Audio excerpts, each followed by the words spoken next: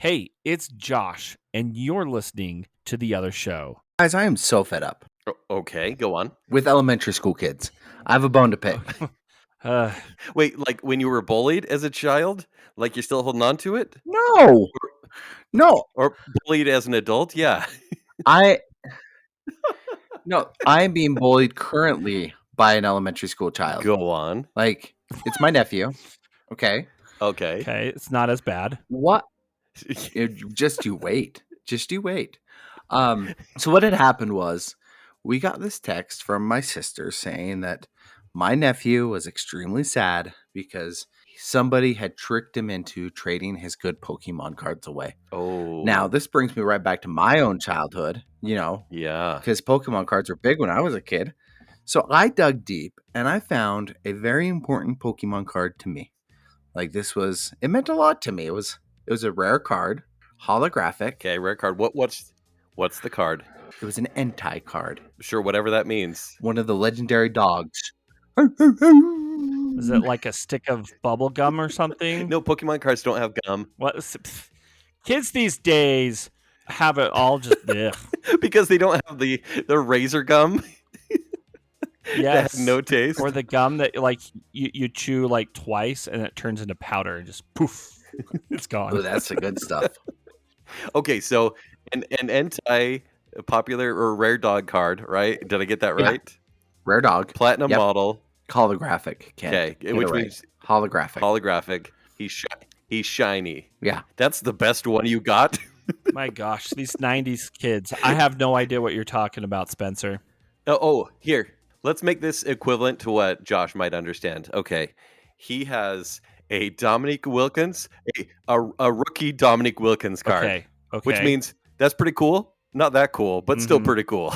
Is he slam dunking in the card? Yes. And it says human highlight reel on the card. Yeah. So, NBA Jam. Yeah. Yeah. So it's a rookie card. It's worth $13, Josh. Okay. Now, do you understand? Do I need to go check the Beckett? This one was worth $25. Oh, 25. Take it easy. Yeah.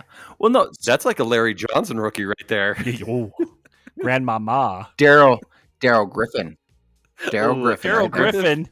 Daryl Griffith. Griffith. Look. Yes, I can correct someone in sports. This is a proud day. He got all the knockoff basketball cards as a kid as well. Griffin. Daryl Griffin. Oh, yeah. Remember when Spencer was trying to tell the story and then we totally ruined it? Okay, go on. I'm just going to turn off my mic and leave. I take one sick day and you kick me out of the show. And then mistreat you. We're sorry. Exactly. So I gave him this card and he gets really excited. He says, thank you. Okay. Not even a week later, I find out he traded the card for 2 jumbo Pokemon cards that are worthless. Oh, no. Completely worthless. I'm never going to let like trading a Dominique Wilkins rookie card and a Larry Johnson rookie card for Dale Griffin. For a giant Daryl Griffin card. Josh thinks he's so funny right now. He kind of is. Only 2 people probably get the whole reference. Okay, so, and he obviously wasn't going to tell you about it. No. Right? Because was he embarrassed or did he really not know that he got a bum deal until maybe you found out? He had no idea he got a bum deal until he found out. Okay. He thought he was this savvy trader, like this Pokemon master.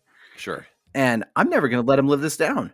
Like, he's going to be married, and I'm going to be in that wedding line, and I'm going to tell his new bride, hey, just be careful. He might trade you for 2 jumbo Pokemon cards. Wait, you said that you got bullied, right? No. That's how we understood it. Because it sounds like you're the one doing the bullying here. Yeah. I'm flipping this on its head. He bullied me into giving him rare Pokemon cards so he could trade them for trash. I think he was going for a sympathy case, and it's very nice of you, Spencer, to give away the Entei Rare Dog Platinum holographic shiny card. Okay, I'm sure I got that right. Daryl Griffin. But you also gave it to him, right? That becomes his property. His bad decisions after that are on him. Yeah, but using the sympathy card, that's straight up narcissism. He's a narcissistic 8-year-old. He's 8.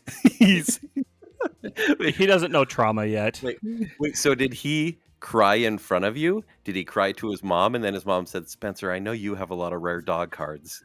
Could you possibly give him a rare dog card? Well, I'm not that kind of fan. I have no furry cards, okay? Yeah, okay, Just okay. Pokemon cards. Sure. No, she told the family, like, hey, what do you guys think of the situation? And like independently, I thought, hey, I have this rare card. I'll give it to him to try and cheer him up a bit. And yeah. They weren't even like good jumbo Pokemon cards. Like jumbo Pokemon cards are worthless anyway. They're like a nickel each.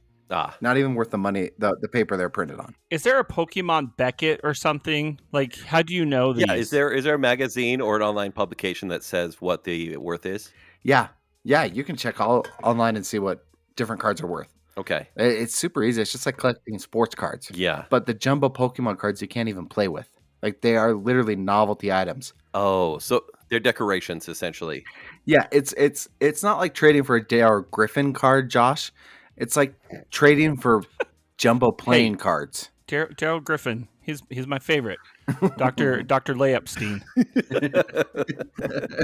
So are you currently telling him with the horrible choice he made, or are you going to wait till he's in a good place, and then tease him? Oh no, I've been teasing him relentlessly since. Is he now crying about the bad trade he made? No, he's doubling down. Go on. He's doubling down. He's like, no, it wasn't a bad trade. I like it. I like my jumbo cards. Yeah, you can like them, but they're worthless. And I'm never going to let you live this down because you took advantage of my charity. His firstborn child's going to arrive. I'm going to hold that newborn grandnephew in my arms and say, hey, be careful. He might trade you for 2 jumbo Jigglypuffs. I found his trauma. This is where it starts. Hey, Josh, will you mark this podcast? I think this is the moment right that the uncle that was estranged from the family now we know why. Vengeance on this kid. Poor kid. Spencer, this story did not turn out as well for you as you thought it would. Hey, what is a good family without a little childhood trauma, right? I mean, someone needs to do it, right? Admit it. You all have some form of trauma from one of your uncles. I mean, yeah, probably. You're not wrong. I mean, I shared a bed with my uncle for like a whole week. Hansons. I was 25. The Hansons. You know, I remember when I was, and Josh, I know you had the same thing happen because once again, you and I had these parallel universes. But oh yes, I'm just going to agree right now. I was this really shy kid, really quiet, and I collected basketball cards as a hobby for about 3 years. Mm-hmm. And I had some great cards. And what I did is I'd put them in by team and by year. And I have a couple of these books, and the rookies obviously got the plastic covers and everything like that. Well, I would go to my friend's house, and these weren't friends. These were kids that were trying to steal my basketball cards. Uh-huh. But I go there, and we'd be like, oh, cool, look what I got. Look at the card I got. Did they trade them for jumbo cards? And, well, essentially, they were trying to rip me off because... Like Don Russ baseball cards from 1990, because, yeah, those have a lot of value. Yeah, right? Yeah. But, like... They would like look at my book of cards and they'd be like, hey, we're going to go in the other room and talk about the trade that you want to make. And then like these guys would leave the room and basically saying, look what I just stole from Kent. Aww. Because my cards were just disappearing like crazy. But the second they left the room, I didn't realize it till like 2 times in. I would just steal their best cards. So they were stealing from me and they left their books. And so I stole like the 92 Dream Team cards, which were probably worthless. I stole a couple Jordan cards, and I think we probably realized we were doing it to each other, and it's just like no trades were made. It was just stealing from each other. Not official trades. Backroom trades were made. Yeah, exactly. That's what it is. No, we had a baseball card shop growing up. So yeah, like that happened actually quite a bit at our baseball card shop. But the one thing I remember is, so my grandpa was in the nursing home for about 2 years before he passed away. Yeah. And so every day I would, during the summer, we'd go to the nursing home and I would take my card collection with me because there were actually quite a few people that traded baseball cards. This is a 90s thing, right? Yeah. I think everybody did, and especially in the nursing home as well. There's this well, we call them a little person. They weren't midgets, but we just called all the little people. Yeah. His name was Marvin, and Marvin and I would trade baseball and basketball cards or whatever. And anyway, the guy stole my whole collection. Wait, the whole collection? Marvin stole my whole. Like all of a sudden, you were meant to leave, seeing your grandpa, and your book was gone. Yes. So this was the summer of 1993, right? So just a few months before, at the NBA All-Star Game, I redeemed probably about 3 or 4 like Shaquille O'Neal rookie cards. Yeah. Okay. And they were probably at that time like the most expensive thing, a kid my age had. Mm-hmm. And all of those were gone. Yeah. All of my hologram cards, Skybox and everything were gone. Oh yeah, Skybox was awesome. I think I had a David Robinson rookie, Michael Jordan or whatever. But anyway, he stole them, right? And I knew it was Marvin that stole them. And so I brought some more to trade with him, and he started trading the cards that he took from you. And I think this was the first time I realized he had dementia. No. He stole my cards, and he didn't even know. So I just I traded. I'm like, I brought all the crappy cards, right? Yeah. Okay. And I traded back from my collection. Okay, so I'm going to ask the audience here, what is worse? Bullying your nephew to teach him a life lesson, or bullying a man with dementia? The man with dementia is not going to live with trauma for the rest of his life. Yeah, he's going to forget about it immediately, Spencer. You swore that in his wedding line, when he has a child, you're going to whisper into that baby's ear, "Your father's a terrible person. He traded my Ento rare dog." Spencer, I know you're trying to cover up right now. This is not working. No, it's not. I mean, I'm not the one that said my nephew's going to have a child in his wedding line. Oh, that's true. Well, best wishes to your nephew. Yeah. Give us updates on how he's doing, Spencer. Yes, please. I'm really worried about him now. It's my brother-in-law, Rick, so. Oh, okay. Kids screwed up anyway. Oh. So, speaking of family. Yeah, family. Mother's Day, right? Mother's Day is coming up. Yeah. A great opportunity for all of us to gather as family and exactly. In peace, right? Happy Mother's Day to all the mothers out there. This is the first Mother's Day that Marianne and I are having as a married couple, and honestly, I don't know. I need some help from you guys and from the listeners. Do I get her something? Oh yeah, because yes, we're not parents. We doesn't matter. We're not going to have biological kids. Just not in the cards. Doesn't matter. I mean, we are cat parents. Do you what do I do? Do I just get her some flowers? Do I get her some flowers and some catnip for the cats? I think regardless overall, and this is kind of for anyone, I am generally anti Hallmark holidays, right? Whether it's Valentine's Day or a lot of those where you're just oh, this was created by a company for me to spend money or go to a restaurant or whatever, right? You can celebrate things any day you want, but also at the same time, just to not exclude anyone that you love, I think you just should take that opportunity to do something small enough so there's a gift or something, a good memory or whatever. So someone doesn't have to go, well, yeah, it's a holiday, but not for me, as minute as the holiday may be. Okay. Right? So, yes. Josh, absolutely do something, even if it's as small as just making her favorite meal for dinner. The one piece of advice that I would give you is make sure that you're celebrating her and not your own mother now. Your wife now comes first. Your mother can get a Happy Mother's Day gift and card, but you celebrate it however your wife wants. Which is easier said than done, because can I just tell you, I'm a very touchy-feely person. We know this. Yeah. and so, after I got married and everything, I wouldn't say I'm constantly kissing my wife, but when I'm pass her in the kitchen or whatever, I always will give her a kiss or a squeeze in the butt or whatever, right? Perfect. Let's just say there's no more sleepovers than in elementary school. It's true. It's true. But honestly, the the hardest thing that I've had to do is when I go home and when I go visit my mom, I've really had to consciously like make sure that I don't kiss my mom on the lips. Because what?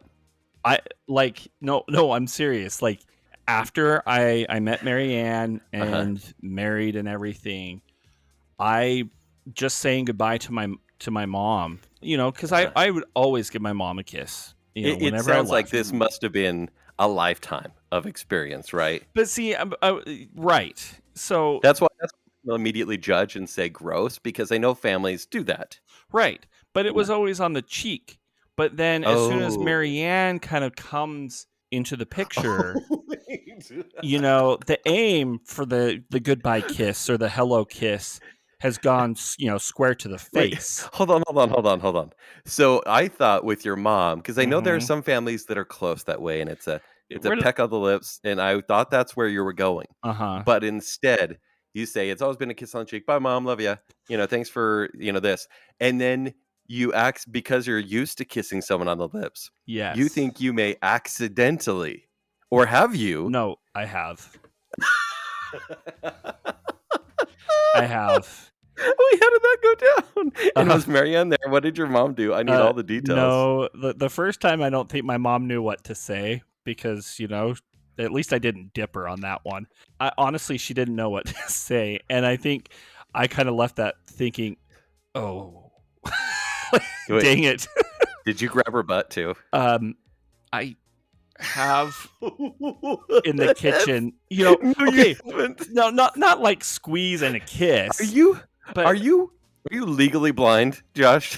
I was born legally blind, if you're wondering. That's what I want to know. And you're just kind of like, you have so much affection inside of you. Yes. That it just needs to come out. And you're like the thing is, wife. Oh, because that's my mom. Because like when I'm maneuvering at home, like when I'm working, if we're both in the kitchen or whatever, yeah, like I usually will, I'll squeeze Marianne's butt, or whatever. Sure. Or if I'm moving past her, I'll cup it and and move on or whatever.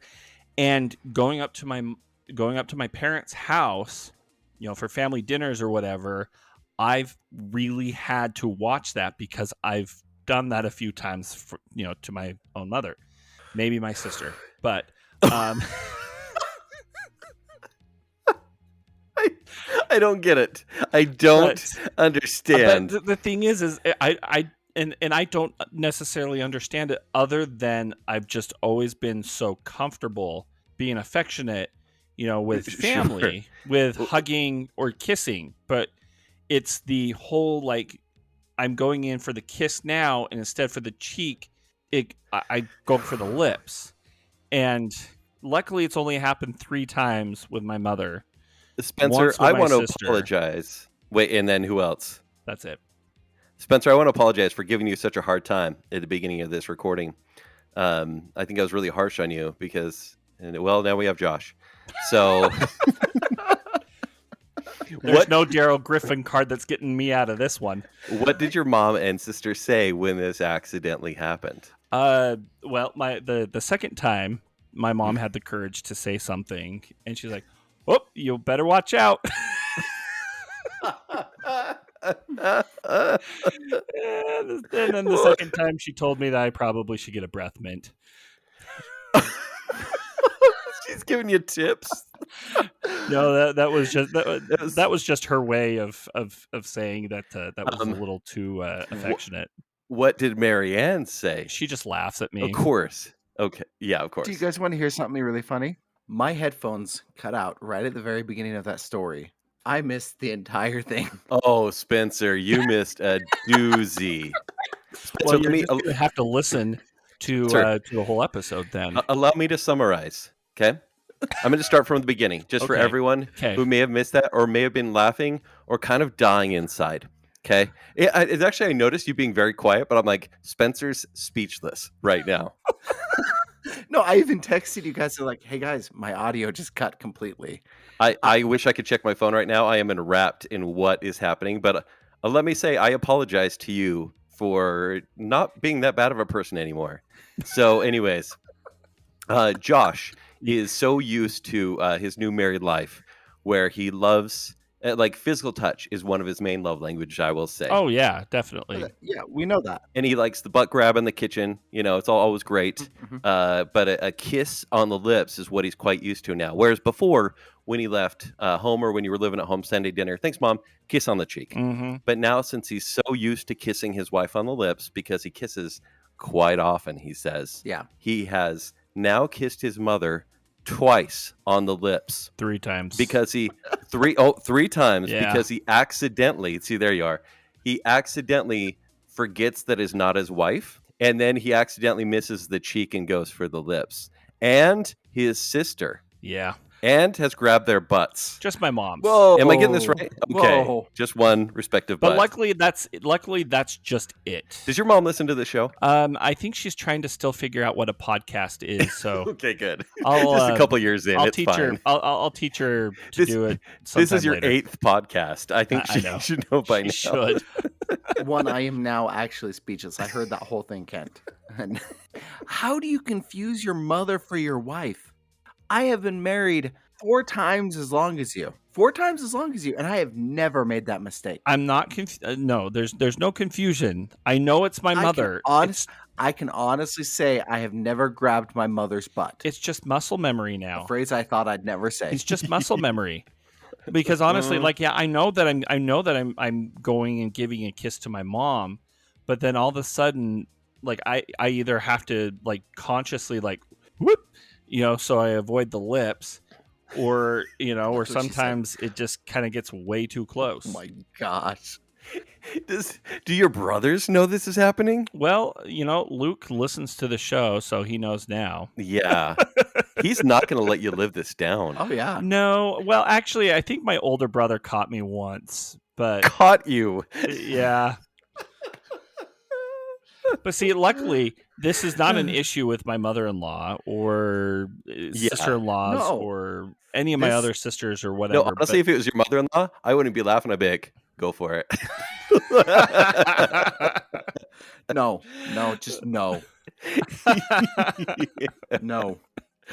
No, but seriously, it's been the weirdest thing because I'm just so used to going in for the kiss, and it's like, how in the world did I forget? Or just we can't let him around listeners anymore. Nope. Here's the thing. I know you're touchy-feely, and you communicated that very clearly, but I think we need to reestablish what you provide. And I think it's hugs only. I think you're only a hugger at this point. I think anytime you're urged, you get that intrusive thought to kiss anywhere. Your favorite. You go for the hug, and your hand does not touch the butt. Vigor and vim. I mean, I could go back to my early 20s when I was single, and I could just make out with my hand. Nope. Not better. I don't know why you even brought it to that point. I don't know why we're talking about that. I'm just weighing all my options here. That might bring up some other old muscle memory. Yeah. I mean, we're talking about trauma in this episode, so I think you're causing more trauma than Spencer could ever dream of at this point. Let's just hope that Rick's kid is not listening to this episode. But listen, I'm so grateful that you shared that story. I do want updates. I really I want to know what your wife has to say about this, because I don't think you should ever curb a nice little spank in the kitchen, whatever. That's a weird word. But, I mean, but you're talking about towards my wife, right? Towards your wife, right? I don't think you should ever. Not my mother. You should ever lose that. But I do think you should be like, it's Sunday dinner. There's only going to be a hug, and it's an A-frame hug with no hugs, pecking and whatsoever. I'm going to wear mittens. Yeah. I think you need a shock collar at this point. Please. I think we should move on. Yeah. Let's move on. Let's take some. I think we have some phone calls. Awesome. It's Vivian. I love Vivian and I love you. Young Haunted Mansion is my favorite ride. Love you, Wawa.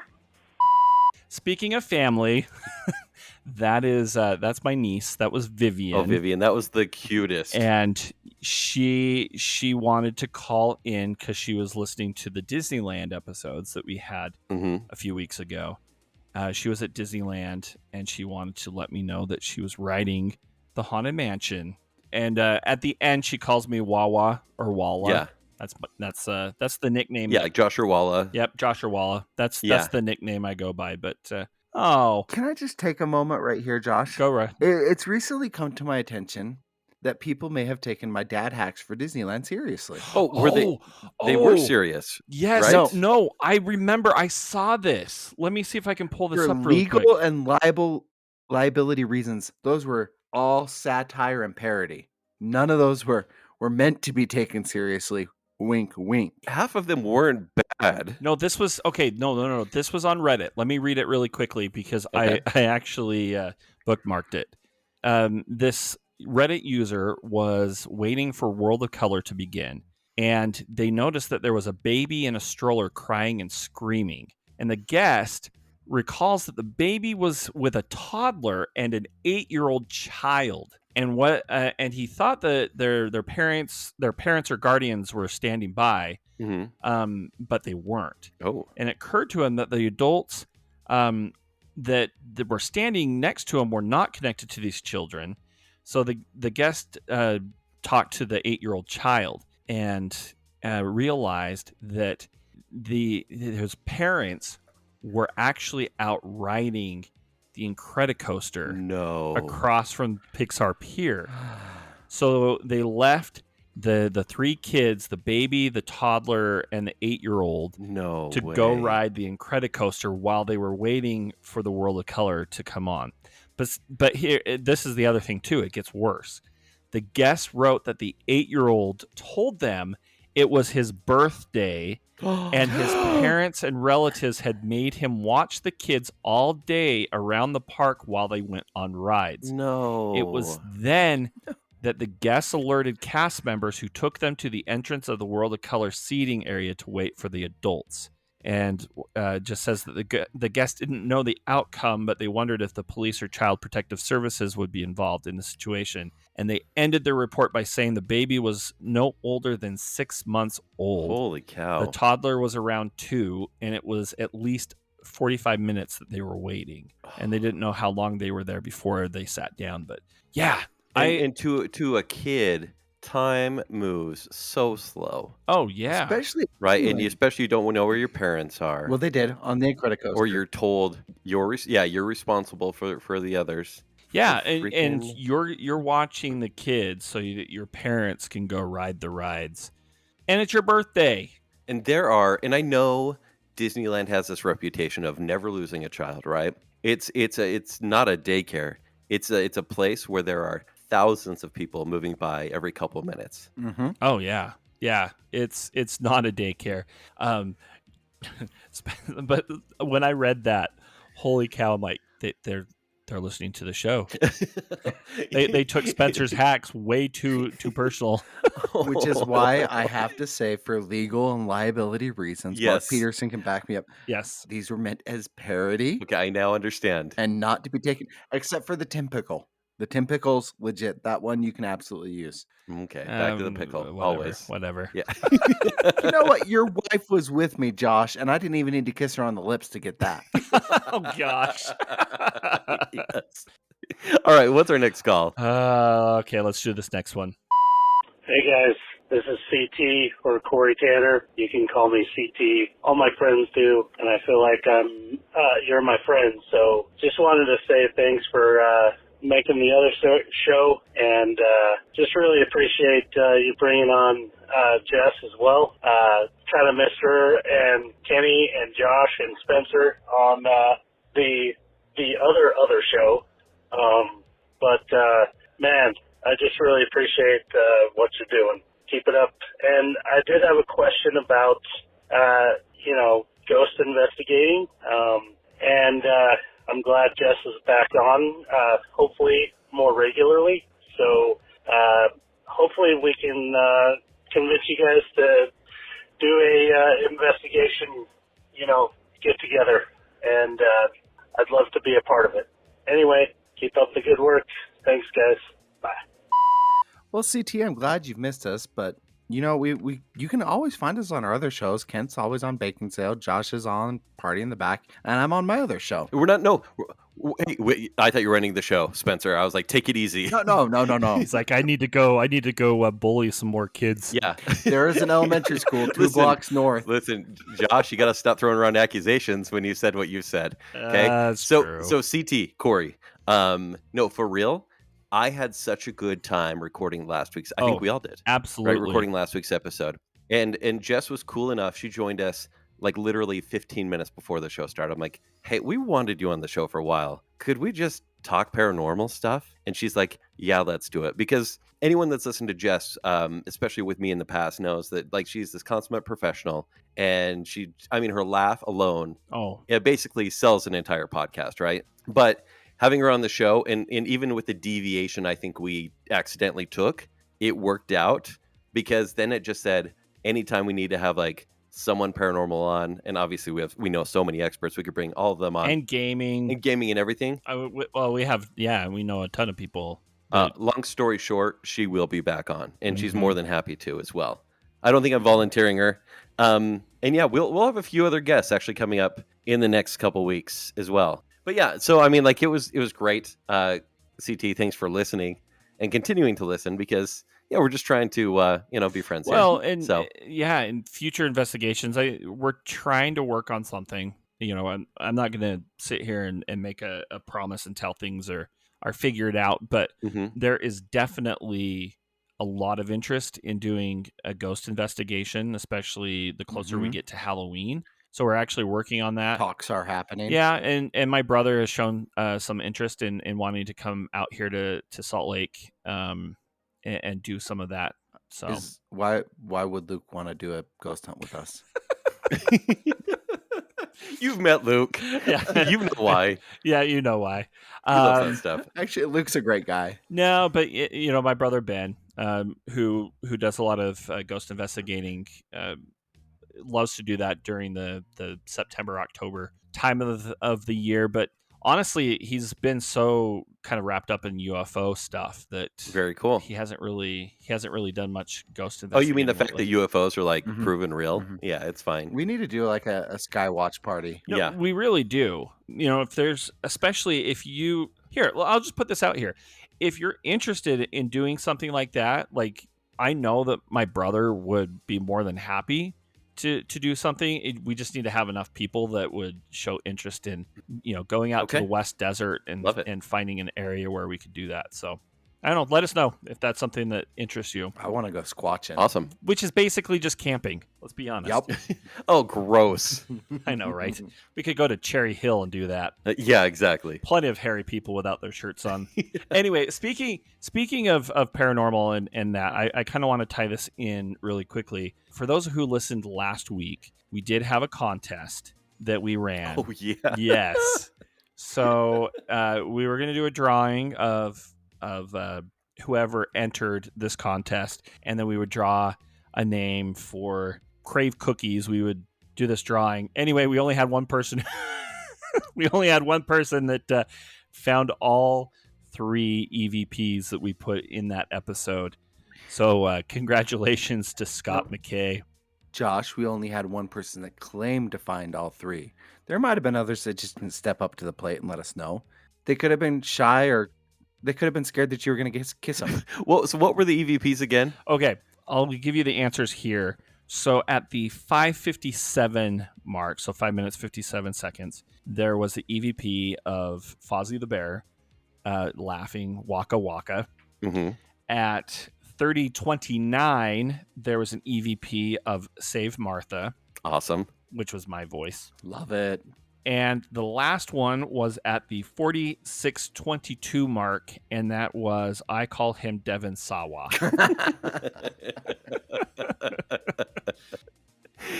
The best EVPs. I mean, it really does prove that the paranormal are out there. It was a lot of fun, and surprisingly enough, it wasn't Spencer just whispering sweet nothings into the microphone. Burrito. Yeah. Gosh, stop it. Okay, guys. If it's okay, I have a downer, actual real story, and so I mean, listen, we've been on a high pretty much all show long, so bring us down a little bit. You're okay with me bringing everyone down? Well, I was looking for content, and then this story popped right up, And the only reason I'm reading it, because it actually may be a little too close to home, is it is close to home, and it's kind of crazy. And it's one of those stories where the more that we find out, the more true crime-ish it's going to sound. Yes. But in short, let me share this. And once again, our apologies if you know these people. I'm not going to name their names, even though the police have at this point. But this is in regards to a death/alleged murder. Okay. Ooh. And I'm just going to read parts of an article. And by the way, this is breaking very recently. It will be out a few days as of this airing. But I'm just going to read this first part of this article. And this is from ABC4. It says, on March 4th, 2022 at 3:22 a.m., this man was found deceased at the foot of his bed. According to the charging documents, his wife said that on the night before, so March 3rd at 11 p.m., they were celebrating her closing on a house for her business. She said she made him a Moscow Mule in the kitchen and brought it to their bedroom where he drank it in bed.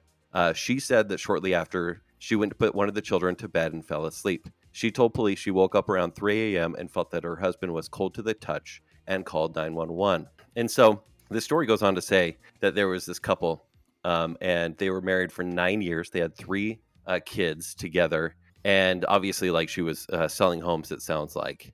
Yeah. And this was last year, about a year and 2 months ago, that this guy died after, a night of celebrating. Sounds like he just had a drink. And the police were like, okay, that's good. And so the one thing this wife did since then is she wrote a book on how to deal with grief. I mean, that's fair. And this book is I think the book is called Are You With Me? And the book is creepy. Obviously, yeah, and it's about a kid that he lost his dad, and he's hoping his dad is with him. It looks like it was done, honestly, the art looks like the Snapchat people. Ooh. Kind of, they're like really basic, sort of our avatars, essentially. And so she was on Good Things Utah a month ago to talk about this book and how she's had to deal with her own grief. And I've gone to her Facebook page. Do you know that because you watched it? I did watch it after I read the article. Oh, okay. Okay, so you're not like an avid Good Things Utah. Well, listen. watcher. When I go to EOS in the morning, Good Things Utah is on. Okay. You don't have to use that as a front. Just embrace it. Okay. We know that you watch it for the recipes. You want to know how to make a nice little quick quiche if you ever have company. Yeah, that's it. That's Mhm. it. It's fine. And a lot of multi-level marketing going on in that show. Well, okay, so the story seems pretty simple, right? It's like a mother and her kids and dealing with grief. And so she wrote a book. And so now they're kind of celebrating this book being released. Kent, Well, yes. don't tell me she took a page from the O.J. Simpson School of Book Writing. Oh, my goodness. If I did it. Yes. Freaking ridiculous. So in this article, it says, following the autopsy, it was determined that the husband died from an overdose of illicit fentanyl. Medical examiner said the amount of fentanyl in his system was approximately 5 times the lethal dosage. According to the medical examiner, the fentanyl was ingested orally. So, poisoned. Mm-hmm. No way. That's just, it's poison. It's 5 times. This isn't accidental, right? And so basically a search warrant was obtained. Her phone was seized, her computer. And I guess they've kind of been sitting on this for just a little bit because, like I said, these were sealed documents. They just barely opened them. And basically the wife was trying to convince doctors and people to give her, it looks like, hydrocodone. Oh, yeah, hydrocodone pills, because she says, my husband has a back injury, so I need these. But basically, she kept getting them, and she'd go to people, even people that she was selling homes to and stuff. And she said, I need to get some of the Michael Jackson stuff, meaning an amount that could kill a person. Wow. And there was basically drug deals going on. In fact, on Valentine's Day last year, they had a dinner, and he got really sick after.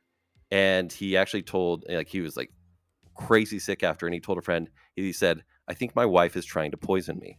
And obviously, 2 weeks after that, that's when everything went down. And so it just sounds like this continual thing to the point where he was made to drink, and there were substantive amounts in the drink and maybe elsewhere. But now she is absolutely, I mean, this isn't we can say alleged at this point, because I think we have to kind of follow the legal rules. Right. But basically, she's the person of interest, has been arrested, and is the alleged suspect of her husband, who she has written that book about grief. Okay. And kind of, I mean, if you go on her Facebook, it may be closed at this point, but there are videos on her and her husband's pages where everyone's like, I'm so sorry, until people realized what just happened. So this isn't just the O.J. Simpson school of murder. This is like she graduated summa cum laude. Yeah, to the point where she is becoming an influencer about grief. About this. Yeah, those books I feel dirty cannot talking be about pulled this quick enough. Honestly, though, I was just looking at this as you were reading it, and I know the victim. Like, oh no, I'm not even surprised. This took place in Camas. He is about our age. He is young 40s. He's from Bountiful. I actually went to high school with him.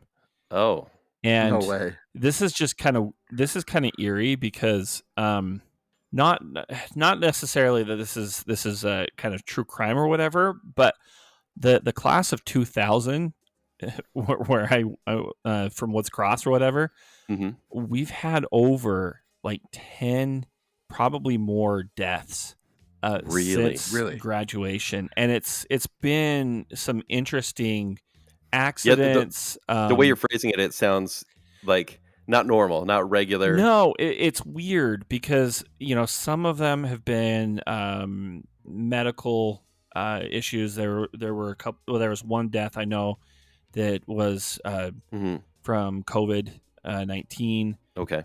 There was one that passed away while he was on his mission. He got a bacteria and passed away. And there were a couple of kind of freak accidents, like car accidents, and then this, and it's eerie. It's weird. Yeah, that is. But Josh, if you think about it, you almost got killed by a car accident a couple years ago. I mean, absolutely, right? Like, Morning DJ almost took me out.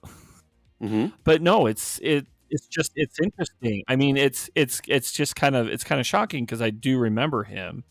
I mean, I wasn't I wasn't close, but okay, I remember him for sure. But it's just, man, I mean, wow. I don't know what else you can say. I mean, and that's just it. It's like, what color commentary can we add? And we're sorry that if anyone is close to these people and it's like, it's a little too fresh, guys. Let us know. Yeah, let us know if you want us to follow up on this or if we should just drop it. Yeah. Leave it dead and buried. Well, phrasing. I think there's a conversation. I think there's a conversation though here too, in the sense of there's the whole fentanyl epidemic. Really, gosh, like that drug scares me because one, I mean, I'm kind of surprised that she kind of got caught, and you kind of have to wonder, like, are there other people out there who are plotting deaths of loved ones or whatever, right? Because how easy is it to get a hold of fentanyl, and it's so lethal, right? Based on this story, she got it from several different places, right? And very traceable and everything, right? So it must happen more than we. Oh, exactly. I mean, that's kind of where I'm thinking of it all, because in the sense of kind of a true crime, like that could almost be too easy, Yeah. To kind of set up, and because everybody else is dying from illicit drug use. Yeah, but I mean, we're at a point now in the past year and a half we've had people having random heart attacks, and we could say it's like autoimmune, a mix of COVID, it's a mix of everything, and there's been some strange deaths, and it sounds like she took advantage of a lot of mysterious deaths, and it's literally impacted her family this way. It's going to be interesting to see how this unfolds. And, if I'm sure this will go to trial. I'm sure that, I mean, she sounds like she loves to tell a good story, right? And so I can only imagine what a trial would be like with her on the stand. I can just almost imagine all the social media influencers out there, especially that one lady who tells all the true crime stories while she's doing her makeup. Have you ever seen her? Oh, I haven't seen that. Yeah. No, I have not. I can't remember what her name is, but she always kind of pops up on my Facebook feed. Mm-hmm. And I just sit there watching her, tell this story while she's putting on her makeup. Jeez. Josh Kent. Well, Netflix will be, The one thing I've learned between like the DARYL case, which I have connections to, and this case, which Josh has connections to. Yeah, you do. And everything else is you should really be wary of people that can tell a good story. Yeah. So from now on, I'm going to keep two lips on Josh. That's a full circle moment right there. I just think of the Steve Carell and Oscar kiss right there. That's all I have. Yeah. Anyways, and let us know if do we want downer stories, like true crime stories on the show? I know that one is very recent, but let us know. Or if it's just like that's a little too insensitive, we're more than willing to learn. Well, yeah, exactly. The thing is, I think especially in this case that it is so close to home, it kind of feels a little too wrong, I guess. I know maybe if it's somebody from across the country or somebody who goes missing in the Florida Keys, I don't know. Right. That's more doable, but I think it'd be kind of fun to talk about some of these maybe in the future. But yeah, we'll leave it up to the audience. Yeah, let us know. Well, yeah, and if you want to let us know, I mean, you can always go into the other group. You can always comment on any of our socials, but the easiest and the most fun, you can actually go leave a voicemail on my voicemail at 801-508-4989. So, yeah, I'd love to hear what everybody thinks about doing some true crime stuff. Yeah, absolutely. I want to hear some of their true crime stories. Like, not actual murder stories, but like the Holmgrens. I'm sure that the Holmgrens, they know where the bodies are. Next to the onions. Yep. No, like, what are your favorite true crime stories? Or like, I love hearing stuff like that. So just to share those with us. Or maybe we could do some videos where I'm putting on makeup while I'm telling a true crime story. Maybe we should do a show maybe closer to Halloween where people call us and leave us longer voicemails with a true crime story. Ooh. Right? You have 5 minutes to tell a true crime story. Ooh. And we'll play those. I'm game for whatever. Let us know. I like call us on my voicemail. Let us know on socials. Let us know in the other group, wherever. But we want to know what you want here on the other show. All right, Josh. On that note, really sorry to do this to you. Very low note. Would you mind taking us out? Sure, but hold on. Actually, before we do that, I want to acknowledge Bacon Sale, your other show, Bacon Sale. Oh, the other show, yes, indeed. You just had your 400th episode. Oh yeah, we need a cake. 400. Yes, we need a cake. I was actually thinking about that. I'm like, maybe I could make like a maple bacon cake. Oh yeah, but this cake is. I would be into that. This cake is for us three. We're not going to share it with Zach and Joel. Wait. Hold on. It's a cake that neither Joel or Zach get. No, we just want it for ourselves. No, it's really crazy. Like, I don't really think in terms of milestones other than going next year will be our 10th season. Oh, wow. Right. But it's crazy to think 400. And then we've also done Bacon Bits every week and Bacon Bits whenever there's a new bigger movie. Mm-hmm. And so we've recorded a ton of time. And I think about this stuff and I'm like, oh, that's a time investment. And I've loved every second. I mean, 400 episodes. I mean, nothing deleted. No. Jacob's departure episode is still there, right? Oh, and here's the thing. We may talk about this on Bacon Cell as well. We tried to get Jake on that show for everyone wondering, right? Uh-huh. But he said, guys, I'm really busy. And I'm like, oh, typical. So Jacob, who was there with us when we started the show with us, honestly, for the first half, and Zach has taken up the last half. It's amazing and astonishing that the show is still going and that we're all friends. And I love it. I truly love it. It is a fun show to listen to. And the 400th episode, I mean, granted, it would have been better if it was the Beach Boys, but you know what? The Beatles are a great topic. Josh, I know there was a couple years where we weren't talking, but we did a Beach Boys episode. Yeah, that was probably during the dark ages. I'm just glad that after 400 episodes, you finally let Joel pick a subject. Oh, I know. He was quite happy about it too. You guys are so mean to him. After doing a show on Christopher Nolan, I was like, I should give him a gimme right there. So no, it was fun. Anyway, congratulations. Thank you. I appreciate it. So let's get a cake and not share it. Yes, I'm all for that. But guys, if you're still listening, honestly, thank you.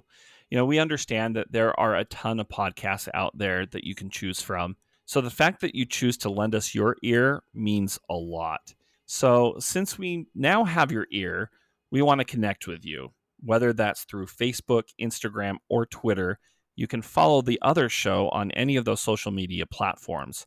Additionally, you can connect with us through our Facebook group, The Other Group.